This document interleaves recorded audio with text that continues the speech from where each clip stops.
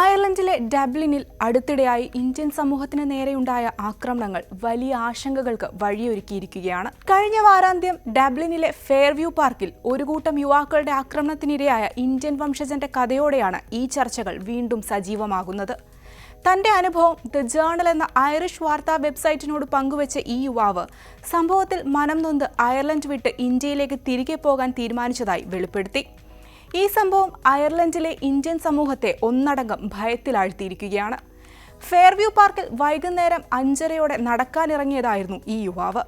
അപ്പോൾ ഒരു കൂട്ടം ചെറുപ്പക്കാർ ഇയാളെ ആക്രമിക്കുകയായിരുന്നു. അതിലൊരാൾ സ്കൂട്ടറിലെത്തി ഇയാളുടെ വയറ്റിൽ ചവിട്ടി. തുടർന്ന് മറ്റു 2 പേർ ചേർന്ന് ക്രൂരമായി മർദ്ദിച്ചു. നിലത്ത് വീണതിന് ശേഷവും മർദ്ദനം തുടർന്നു. ഇതിനിടയിൽ ഒരാൾ തന്റെ മെറ്റൽ വാട്ടർ ബോട്ടിൽ ഉപയോഗിച്ച് യുവാവിന്റെ കണ്ണിന് മുകളിൽ അടിച്ചു. ആക്രമണത്തിൽ 8 തുന്നലുകൾ വേണ്ടിവന്നു. നിരവധി ആളുകൾ പാർക്കിലുണ്ടായിരുന്നെങ്കിലും ആരും തന്നെ സഹായിക്കാൻ വന്നില്ലെന്ന് ഇദ്ദേഹം പറയുന്നു. എന്നാൽ പിന്നീട് 2 ചെറുപ്പക്കാർ സഹായത്തിനെത്തുകയും പോലീസിനെ വിവരമറിയിക്കുകയും ചെയ്തു. സംഭവത്തിൽ പോലീസ് അന്വേഷണം ആരംഭിച്ചിട്ടുണ്ട്. തുടർച്ചയായുള്ള ഈ ആക്രമണങ്ങൾ കാരണം ഡബ്ലിനിലെ ഇന്ത്യൻ സമൂഹം ഭയത്തിലാണ്. പുറത്തിറങ്ങാൻ പോലും ഭയമാണെന്ന് പലരും പറയുന്നു. ചിലർ ഇന്ത്യയിലേക്ക് തിരികെ പോകാൻ ആലോചിക്കുന്നുണ്ട്. ആക്രമിക്കപ്പെട്ട യുവാവിനോട് എത്രയും പെട്ടെന്ന് തിരിച്ചു വരാൻ മാതാപിതാക്കൾ ആവശ്യപ്പെട്ടു. അതിനാൽ അദ്ദേഹം തന്റെ സർവകലാശാല തീസിസ് പൂർത്തിയാക്കാൻ സമയം കൂടുതൽ വേണമെന്ന് ആവശ്യപ്പെട്ടിരിക്കുകയാണ്.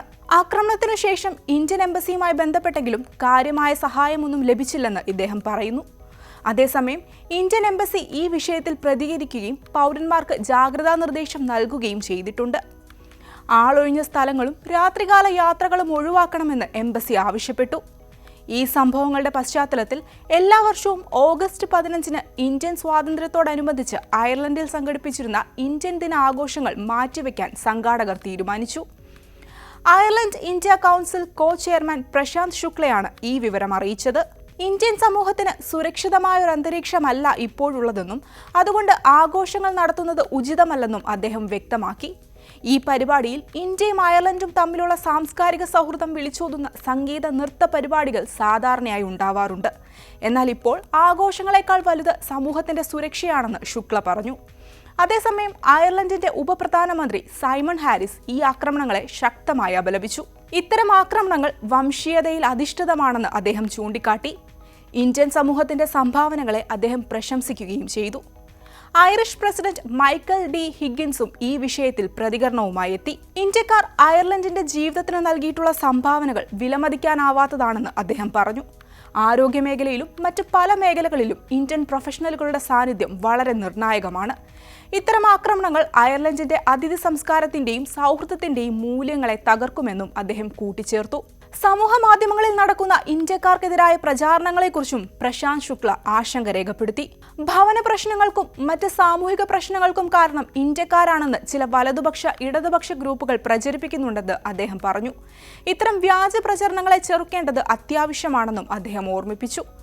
ഡബ്ലിൻ ആർച്ച് ബിഷപ്പ് ഡെർമോട്ട് ഫാരലും ഈ ആക്രമണങ്ങളെ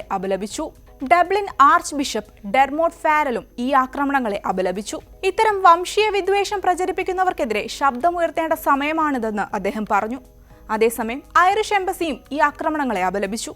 വംശീയതയ്ക്കും വിദ്വേഷത്തിനും ഐറിഷ് സമൂഹത്തിൽ സ്ഥാനമില്ലെന്നും ചുരുക്കം ചില ആളുകളുടെ പ്രവർത്തികൾക്ക് ഐറിഷ് ജനതയുടെ യഥാർത്ഥ സ്വഭാവത്തെ പ്രതിഫലിപ്പിക്കാൻ കഴിയില്ലെന്നും അവർ വ്യക്തമാക്കി. ഈ സംഭവങ്ങൾ അയർലൻഡിൽ താമസിക്കുന്ന ലക്ഷക്കണക്കിന് ഇന്ത്യക്കാർക്കിടയിൽ വലിയ ഭീതിയും ആശങ്കയും സൃഷ്ടിച്ചിരിക്കുകയാണ്. അയർലൻഡിന്റെ സാമ്പത്തിക സാംസ്കാരിക മേഖലകളിൽ നിർണായകമായ സംഭാവനകൾ നൽകുന്നവരാണ് ഇന്ത്യക്കാർ. അതിനാൽ അവരുടെ സുരക്ഷ ഉറപ്പാക്കുക എന്നത് അയർലൻഡ് സർക്കാരിന്റെ വലിയ ഉത്തരവാദിത്തമാണ്.